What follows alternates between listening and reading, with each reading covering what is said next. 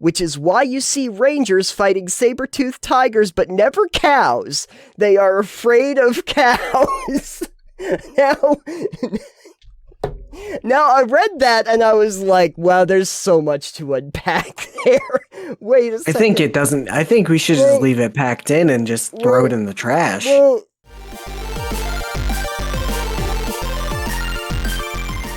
I got a thing that came into my purview when I deigned to look up stupid questions about D&D. I had this thing that came up back in from 2005, way back in the 2005, that just made me scratch my head.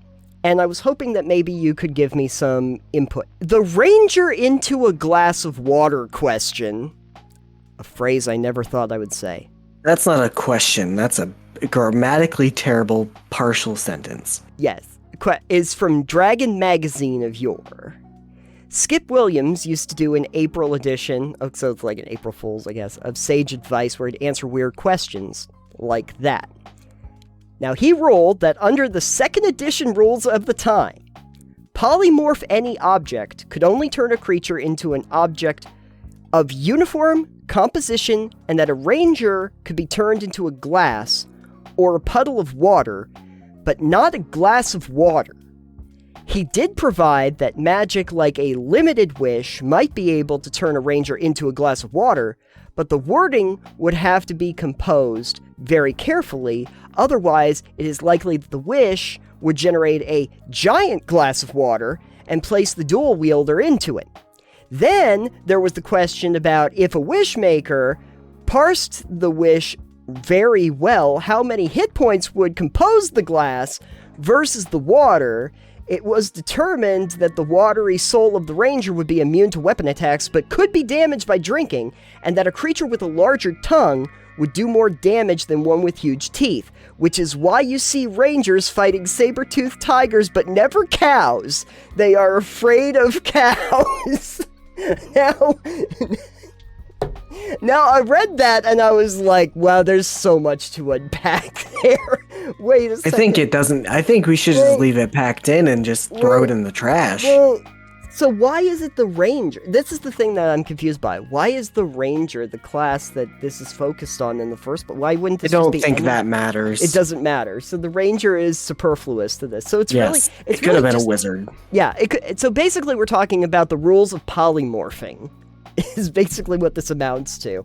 And that you'd have to have something of a uniform type composition. And so that's the problem, is that you have a glass of water. And so you have the water and you have the glass. And these are two different kinds of composite structures. Glass, water. And that you couldn't turn it into the two of those at the same time. Never the twain shall meet. Unless you had a specific kind of wish where they would allow you to do so. And that a cow could theoretically drink you. With its big tongue doing massive damage to you, that's a sentence we never want to say again. Talking about dating sims again, let's just get back into Mimic Simulator. Mimic Simulator, yeah, exactly. Can you imagine if you actually had a mimic glass of water? That would be amazing. I would love to see that. You go to drink a nice glass of water, and mimic! Wah! That'd be great. That's giving me flashbacks to Prey. Anyway, so I don't know how familiar you are with, like, second edition rules. Nope. But under, like, a 3.5 or a 5, we're just gonna go with that because we're in the modern era. Polymorph. Okay.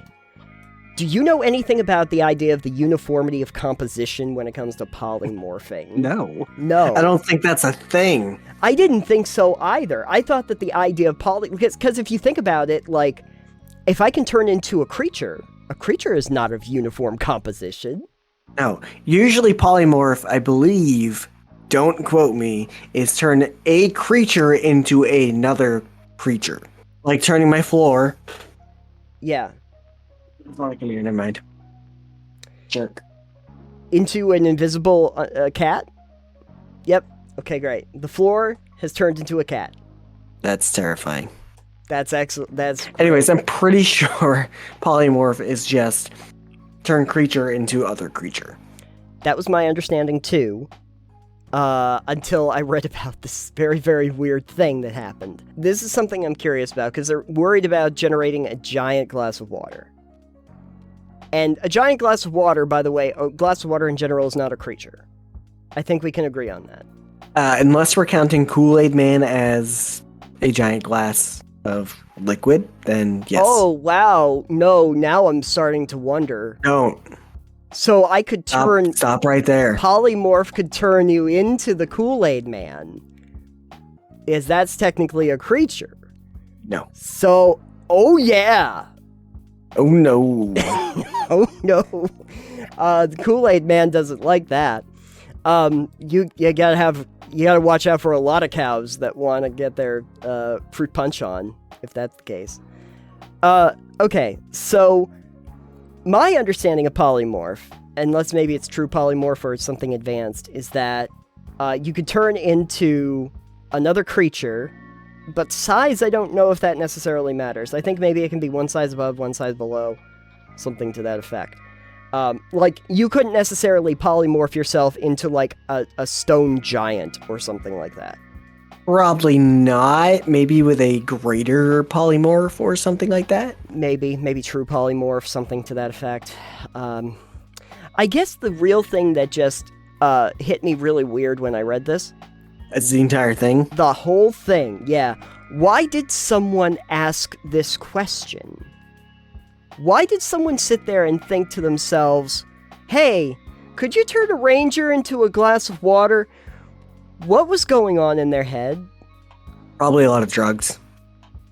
Well, this was during the 2nd edition era, so yeah, it's possible. I don't understand the purpose of this. Is it because the ranger is threatening you and you figure that a glass of water is not nearly as threatening? And so I have to turn it into a why a glass of why any of this? Why I saw this and my initial thought was I need Alex to look at this to find out if I'm insane or not. Yes, definitely. I think if you want to do this in the actual game, I think what we would have to do is roundabout to do this. You could use a wish spell, but that's incredibly hard to get a hold of. So, alright. If you wanted to do this, I think the first step would be using, I think there's a spell, Meld into Stone. Yes. Okay, yep. Okay. Yep. And then there should be a stone shape or something like that. Yeah. Or Okay. there should be animate object. Isn't there an animate object No. so that you can? Alright. Okay. No. Okay. So look up Meld into Flesh. You're doing this because I'm on a laptop. Fair enough. Okay. Meld into Stone. The range is personal. The target is you.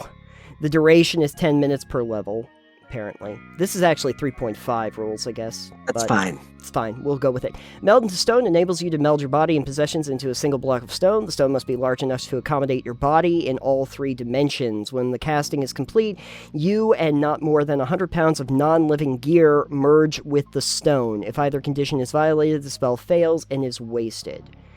Okay.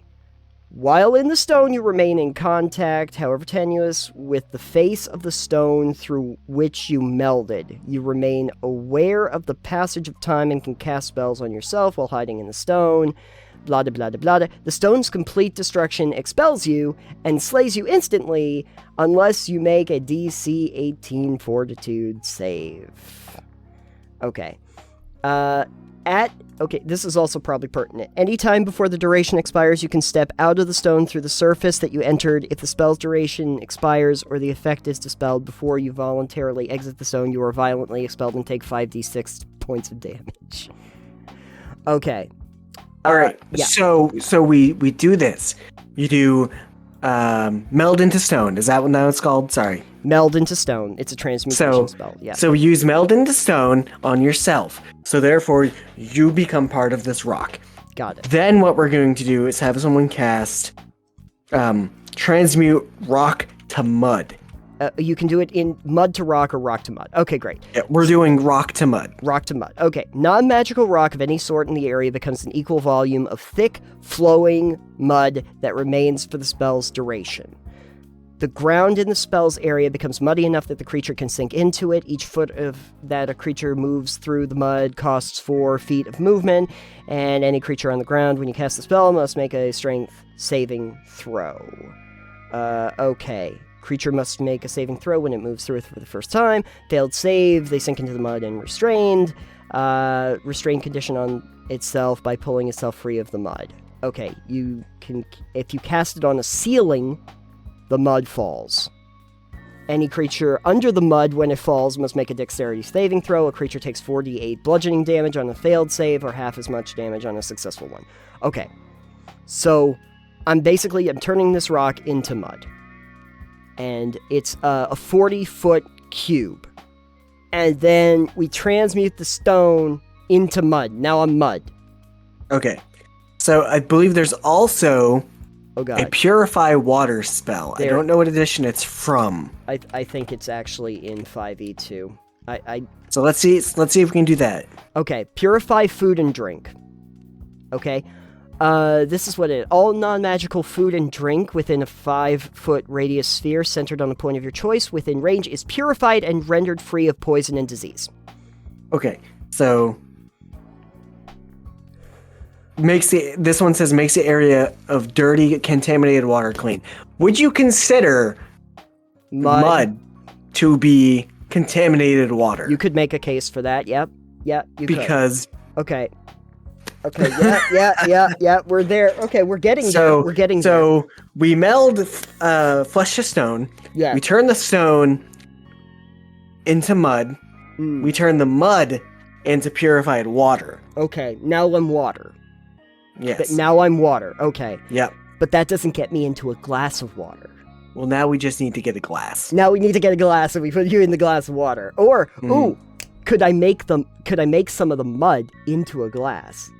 I mean, if you're taking the water out of it, the amount of heat you'd have to make mud or sand into glass is extreme. Yeah. Okay. So unless you also know fireball and you can glass the terrain literally, yes, probably not. Okay. But hey, if you just take like 3 specific spells, you might actually be able to turn into water at least. Yes. And the fun thing is then if someone drinks you, you can just have somebody cast heat water on you. Yes. While you're inside them. Very good. Yes. And then you'll evaporate and kill them. Because steam burns. Yes. Then I can turn into steam. And then once I'm steam, would that technically mean that I can fly or levitate? You'd be in mist form, yeah. I'd be in mist form, and I also probably couldn't take damage. Except from evaporation, but I'm already evaporated. Doing. Yes. Yep. Oh, but if I don't have any hit points, does that mean that I'm already dead? Yeah, well, I mean, you're probably dead once you get purified. I'm probably dead by the time I get turned into mud. I don't know exactly. Like, the thing about it is, though, I think that in D&D rules, there are some creatures that are like the plasmoids that are kind of like semi-solid creatures that are still characters that have hit points. So even if you are like a viscous substance that's not solid... so you'd just be an ooze. You'd be like an ooze. Yeah, you're essentially an ooze. And so technically you could still be a character even if you're an ooze. By those rules. By like the Spelljammer stuff. So...